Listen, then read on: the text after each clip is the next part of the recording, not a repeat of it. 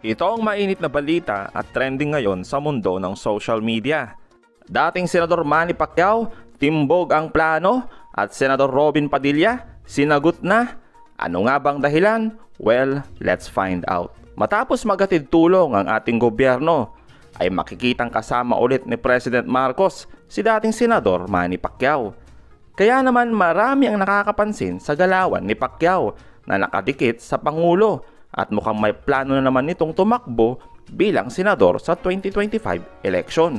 Matatandaan naman na nagpahayag ng pagkadismaya si dating Senador Pacquiao kay dating Pangulong Duterte pagdating sa paninindigan sa West Philippine Sea.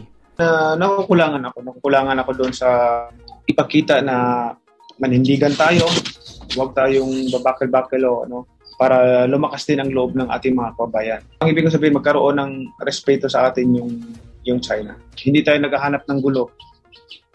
Pero pag tayo inaapakan, hindi naman tayo natutulog lang sa pansitan. Harapang sinagot naman si Senador Robin Padilla matapos sabing ipagtatanggol niya si dating Pangulong Duterte laban sa ICC. Pero tahimik naman sa usapin sa West Philippine Sea. Pagdating po sa usapin ng pagpasok ng International Criminal Court sa ating bansa upang magsagawa daw ng kung anumang investigasyon.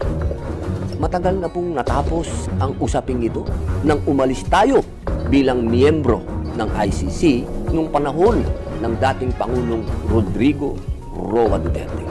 Kung kaya't hangad nating matuldukan na ang isyong ito.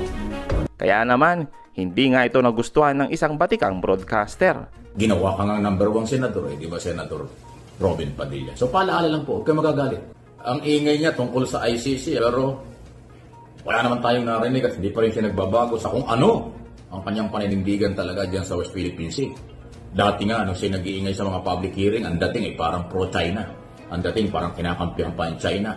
Ang dating parang kinukostyon ang ginagawa ng ating mga otoridad at saka ng Amerika, presensya ng Amerika. So di ba, kaya nasasabi siyang parang pro-China. Lalo na ngayon, di ba, nabalitaan, baka Senador Padilla, di mo nabalitaan. Yung spokesman ng People's Liberation Army, may sinabi, ba, ibang klase, anong sinabi niya? Darating daw ang araw, magmamakaawa ang Pilipino sa kanila. Wow, magmamakaawa na tayo. Bakit tayo magmamakaawa? Tayo nga yung pinapasok nila, tayo nga yung inaargabyado nila. Ang sa atin lang, ilaban natin yung karapatan natin, hindi tayo makikipag-away. O, di ba? O, Senador, anong masasabi mo dyan? Kung hindi mo alam yan, di na yan, alam mo na. Alanganin kayo, ayaw nyo manindigan.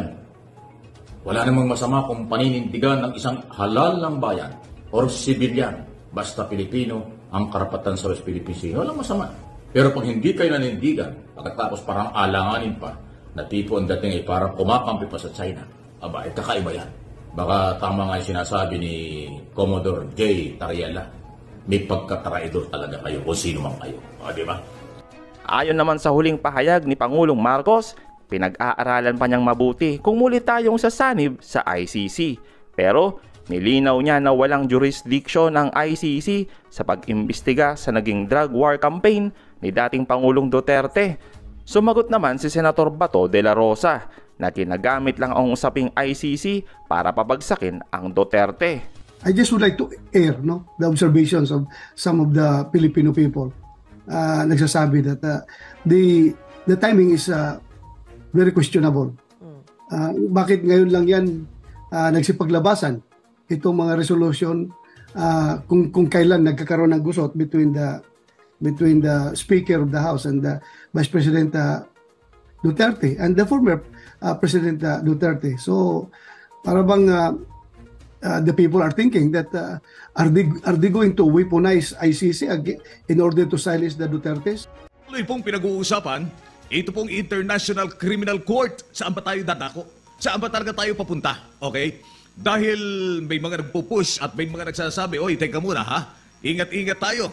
Dahil napakaganda ng relasyon ng mga Duterte at ng mga Marcoses, no less than Senator Amy Marcos ang nagsabi at parang ito yung fiscalizer ng grupo Fiscalizer ng dalawang pamilya. Ano ba yung naunang sinabi ni Senator Amy Marcos? She will stand her ground in defending the former president, iwan daw po siya ng kahit na sino.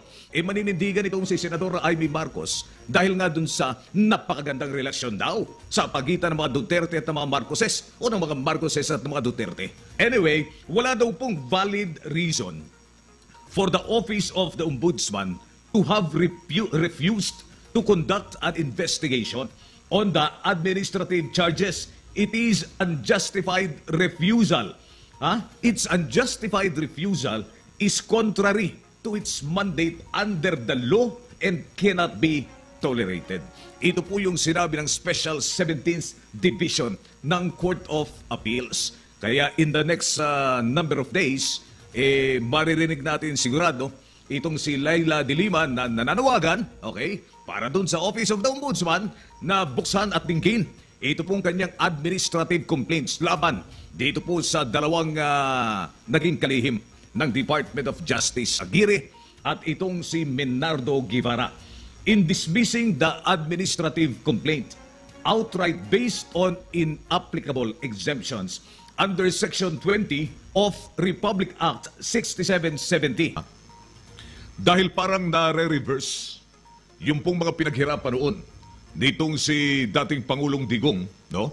Number one, yung war on drugs. Nagiging issue yung whether or not the Philippines will coordinate with the investigators of the International Criminal Court. Ang sabi po ni House Speaker Martin Romualdez, tatalima ang Kongreso dun sa magiging hakbang at magiging posisyon ng administrasyon. Pero, merong isang kongresista, itong si Benny Abante. Dahil naunang nagsabi si Senadora na naman Amy Marcos, tila sampal daw po tila sampal sa ating mga kababayang Pilipino kapag pinayagan yung gagawing investigasyon ng International Criminal Court. Para kasi nga sinasabi ni Amy, wala ba tayong sarili nating mga paa for us to be able to decide fully kung ano yung gusto nating gawin dito sa ating bayan? Bakit daw po kailangan pa ng ICC? Okay? To determine kung meron talagang naging pagkakamali ang Duterte administration. Okay? Ito yung posisyon ni Amy Sampal daw po sa atin, magkabilang pisngi sa ating mga Pilipino. Kung pahihintulutan po ang ICC, itong International Criminal Court, to conduct their investigation on the war on drugs. Sabi ni Benny Abante, teka muna, Senadora, hindi ba mas tama na buksan itong investigasyon na ito dahil the people and the public have the right to know? Mas importante daw po yung katotohanan na lumabas. Kaya nga nagiging mainit at talagang balagkit itong issue na ito, mga kaibigan. Dahil nga dun sa magkakaibang pronouncement at magkakaibang posisyon ng ating mga lider ng bayan.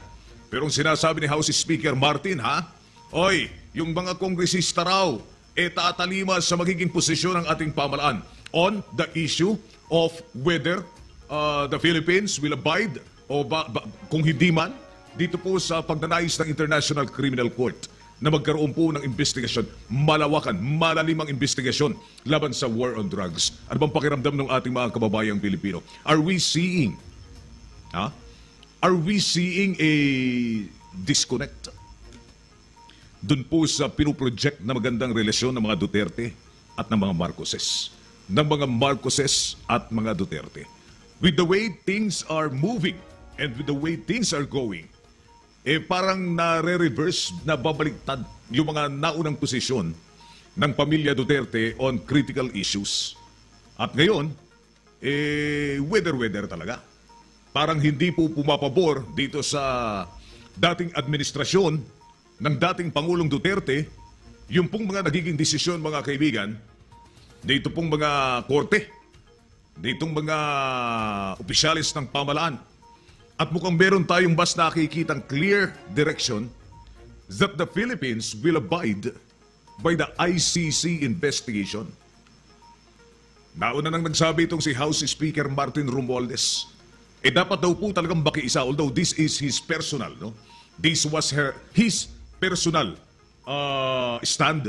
Kahit daw po hindi na tayo, kahit hindi tayo miyembro ng ICC, mga kaibigan, yung sinasabi ni Martin Romualdez, dapat makiisa. Although ngayon, medyo na bago ng bahagya yung kanyang posisyon at ang kanyang sinasabi, Congress, he was referring to the lower house, Congress will abide by whichever stand the government is willing to take patungkol po dito sa ICC investigation. Itong mga bagay na ito talagang nagbo-boomerang kay Pangulong Bongbong Marcos lahat eh.